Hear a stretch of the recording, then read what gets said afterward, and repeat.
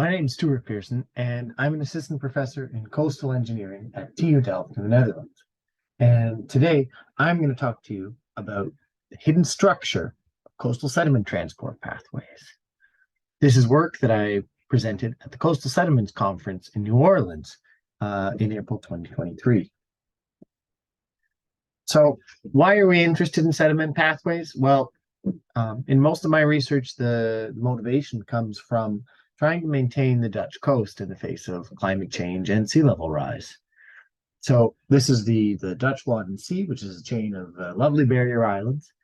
And in particular, we spent a lot of time looking at Amelanden, this one here in orange.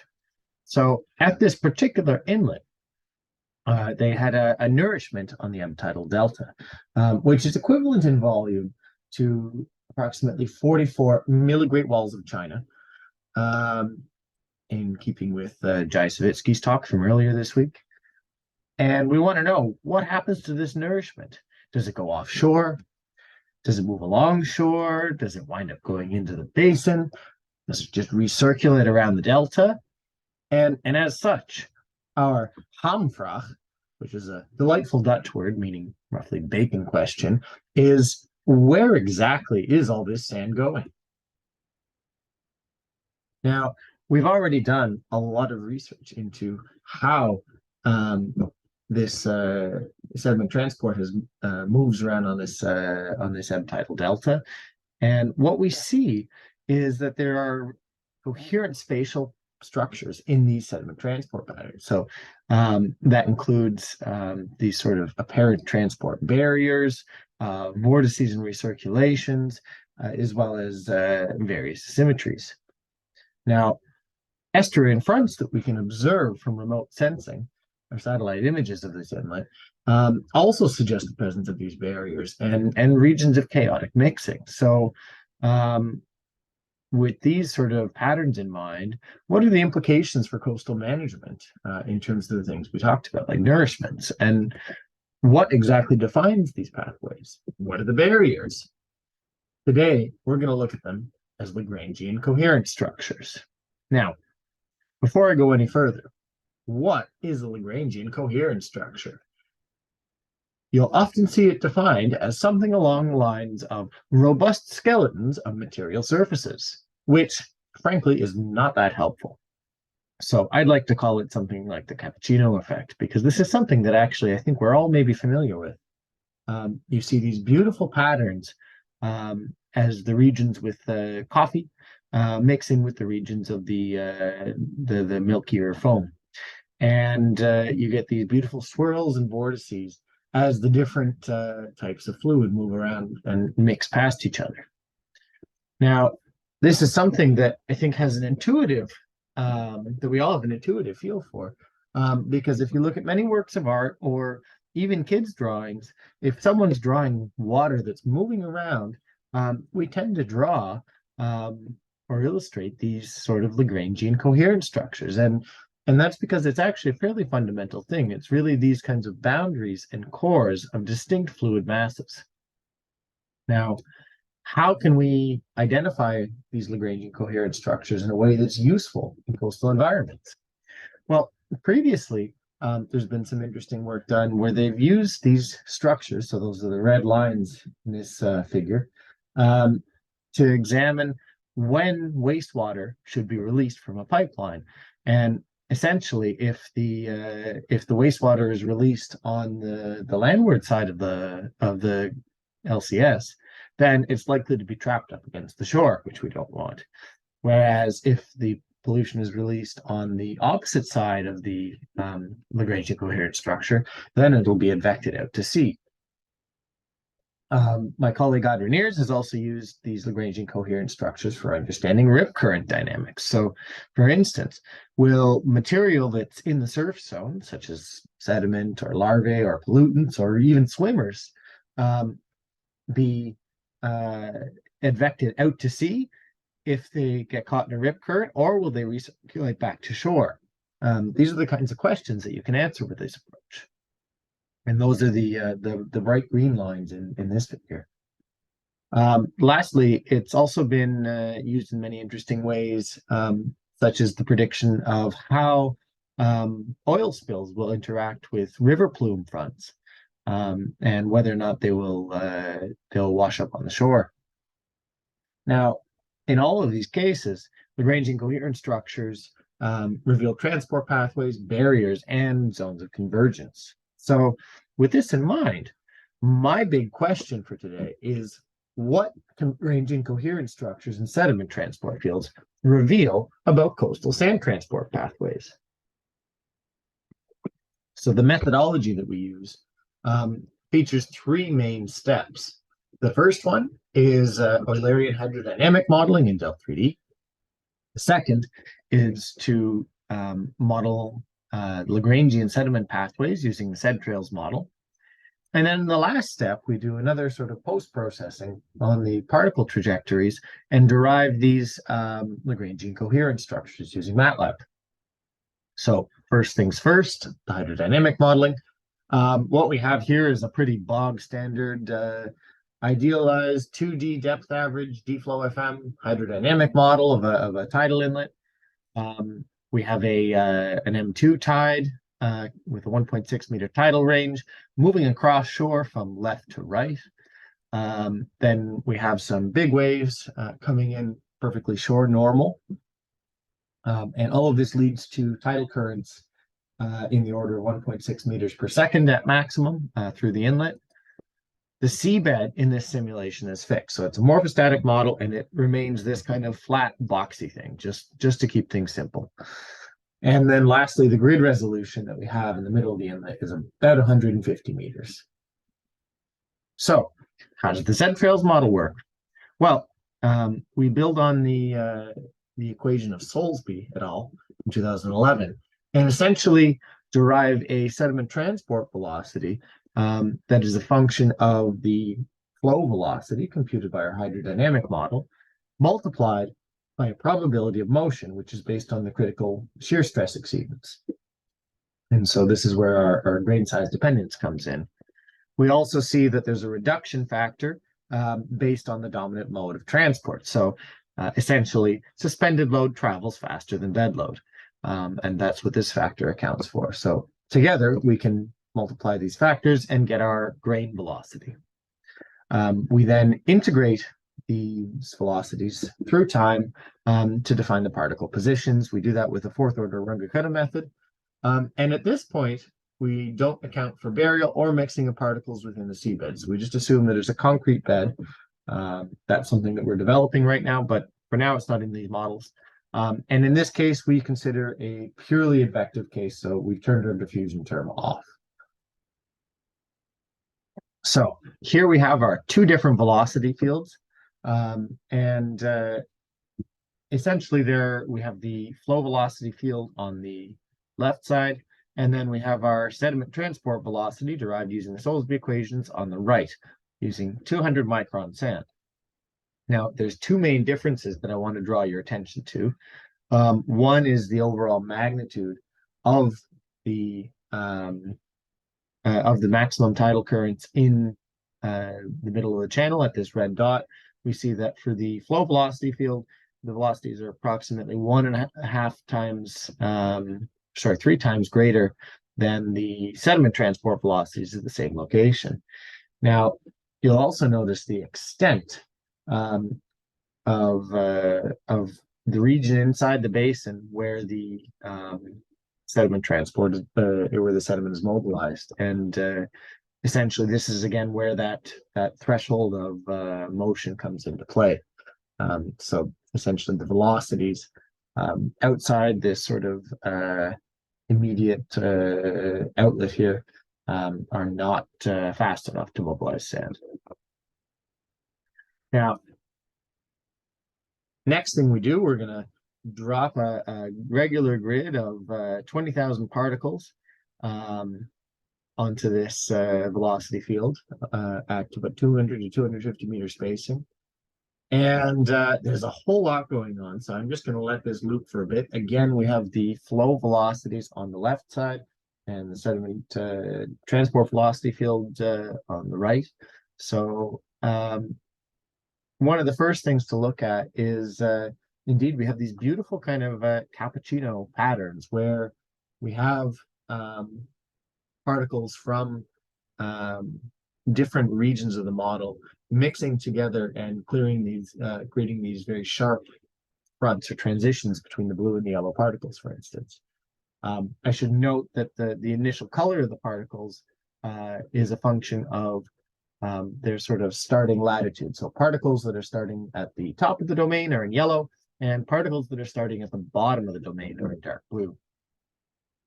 And what we can see, again, so if we look at the sort of ebb plume region, we've got a really strong jet that gets ejected out at ebb tide, where we have all these particles from the back of the basin being spewed offshore. And but then coming up against this very sharp boundary of offshore yellow particles. Another thing to note is that in the middle of the jet, we also see that there's these regions where we have particles moving very, very quickly, mixing a lot, and also spreading. So wherever we see these sort of white areas,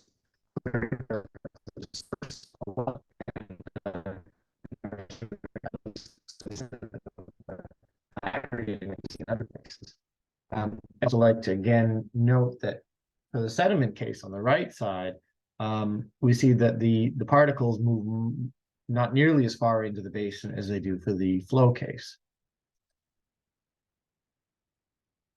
Now, we see these different sort of superhighways and barriers, but how exactly can we quantify the underlying structure? To do that, we're going to use something called the Finite Time Lyapunov Exponent. And this is with some inspiration from the work of Steve Brunton, actually, who does a great job of explaining these concepts. So the first step is to have a flow map where basically we drop a uniform grid of particles into this flow field and we follow them until time t. We then take the Jacobian of the flow map, which looks a little ugly, but is essentially just telling us how far apart do the neighbors of a given particle spread within the fluid flow. So if we consider this gray particle in the middle and its neighbors to the left and the right and the top and the bottom, after some time step, this t, we then find that the particles have moved apart. And this gives us a means of quantifying that.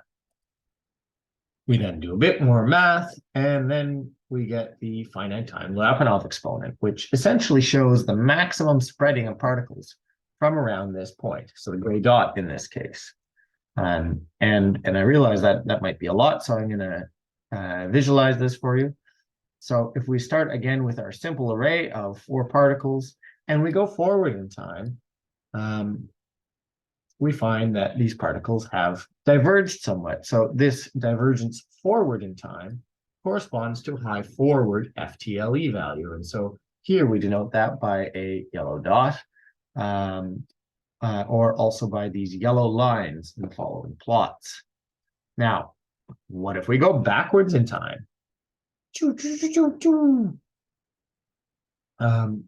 if we go backwards in time, what we see actually is that divergence backwards in time is actually equivalent to convergence forward in time.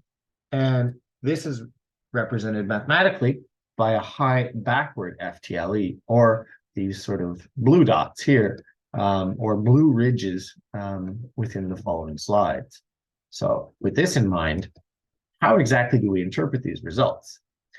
First, I'm going to show you just a snapshot of some of these FTLE fields. And first, I'd like to note that they're normalized by the maximum forward and backward FTLE values. So, and again, we see maximum backward or attracting FTLEs in blue. And then we see the maximum forward or repelling FTLEs in yellow. And in this case here, we could maybe interpret this particular snapshot by showing that this nice ebb jet here, the dark blue area, that's where we get that kind of convergent effect of the particles coming out to the basin and then kind of converging with the particles that are moving the alongshore current. We also have strong shear along the coastal boundaries, There's dispersion within the ebb jet. Remember, we saw those particles spreading apart and revealing that kind of white space. That's what's going on there. And then we also see strong erosion from the basin, and that's this yellow that we see just inside the basin in there. Essentially, what we can think of as happening there is that you have all these particles that are next to each other at the start of this time step.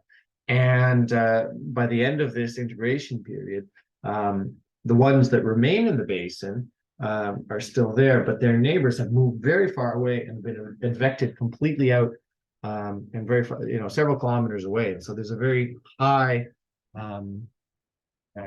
forward FTLE value there. Now, if we look at how this evolves in time, we can see, and again, this is for an integration time of 2 hours forward and backward from each time step. And this is something that's calculated every 10 minutes over the course of a single tidal cycle. And so, again, we see this ebb jet, beautiful ebb jet expanding, corresponding to those sort of converging particle boundary barriers. And then we see the same, here we go again, once more on ebb tide. And we see those, the sort of the erosion of particles effectively in the basin. And then we see the opposite effect. So we see that kind of erosion, this radial flow coming in from the ebb delta as the particles on the flood tide are advected into the basin. And then here we go, here comes this kind of flood jet that's forming and moving back in again. And you'll see also there's some sort of dancing high FTLEs at the boundaries, and this is just a boundary effect. So it's not related to the effect that we're interested in. So something else that occurred to us as we were doing this is that, well, maybe persistent Lagrangian coherent structures correspond to areas of erosion and deposition. So, for instance, we used an initial bed that was completely flat like this. And then in a separate run, we turned on the bed evolution module and let the model evolve for a few years. I can't remember exactly how long, but until we had this nice sort of incipient ebb delta and flood tidal delta, we also see a bit of channel incision where it gets a bit deeper there. And we take these maximum depth contours. So this is where, well, these are the contours of 10 centimeters of erosion and accretion, these dashed lines. It might be hard to see. But essentially, when we superimpose those over the backwards FTLE or the forward FTLE, then, or this combined version here in panel F, we see that the region where we have stronger backward FTLEs indeed corresponds to the edge of this ebb delta, and likewise inside the basin to the flood delta. So we certainly see this kind of deposition there, and we also see high forward FTLE values in these kinds of marginal channels. However, it's kind of tricky to really make this connection, partly because we need to better distinguish these high shear zones. So that's something, there is a method for computing the FTLE where you can account for that, but we're not doing that yet. And also another thing to keep in mind is that this is taking a Lagrangian rather than an Eulerian frame of reference. And so in an Eulerian frame of reference, this divergence and convergence of sediment transport fields does indeed correspond to bed change, but we're looking at it in a Lagrangian sense, so it's slightly different. Now, of course, we have a certain burden of proof upon us now, because this is kind of an abstract concept and difficult to prove up front. So we really need to test this hypothesis that these Lagrangian coherent structures are actually representative of some underlying pattern of transport pathways. So to do that, what we plan to do is to validate this using a number of different lines of evidence, such as the tracer study that we did. We have lots of sediment samples, we have drifters, we have radar, we have decades of high resolution bathymetry. And together, we're hoping that all these different pieces of evidence will converge to support or negate our hypothesis. Now, we have this technique, but what the heck can we do with it? So again, let's take a look at a different estuary in the Netherlands, the Western Scheldt. And this is one that experiences a lot of dredging. So this is on average about 10 million cubic meters of sediment every year that's dredged, or 55 milligreat wall of China. And we have these estuarine fronts that we can see in this particular image, just as an example of potential transport barriers. And we can ask questions like, well, how do these barriers to transport influence the dredging operations? So, for instance, if you have a dredger that's releasing sediment at this point, when and where should you place this sediment such that it won't immediately return to the navigation channel and just wind up back where you were trying to move it out in the first place? We also want to know things like, well, can we feed these intertidal flats around the estuary by strategically timing these releases, or can we avoid deposition in ecologically sensitive areas? Now, with this approach, we also have lots of new hypotheses to test. So, for instance, in other research on Lagrangian coherent structures, they found that these saddle points, basically where the different forward and backward FTLEs cross, correspond to energy efficient trajectories through a flow field. And that's because you see, as we have these little particles here, we have this attraction and then a repulsion, first towards and then away from the saddle points. And these also correspond to regions of enhanced mixing. So it's possible that if there's these kinds of persistent saddle points, that those could be key nodes on sediment transport pathways. Now, coming back to our original question, what exactly, again, can Lagrangian coherent structures in sediment transport fields reveal about coastal sand transport pathways? Well, we show that the LCS reveal hidden barriers to sediment transport, zones of sediment mixing, accumulation, and dispersal. And there's a potential link between these Lagrangian coherent structures and morphological changes. Maybe most excitingly, there's many potential applications for coastal management, such as planning beneficial reuse of sediment. And also, from a scientific standpoint, these LCS present new opportunities for testing hypotheses about the different patterns that we see underlying transport pathways. Thank you for your attention. Before I sign off, I'd just like to say that I'm recruiting soon. So if you're interested in doing a PhD on sediment pathways or connectivity, please come talk to me or shoot me an email or check out my website. Thank you very much for your time. And yeah, come talk to me if you have questions.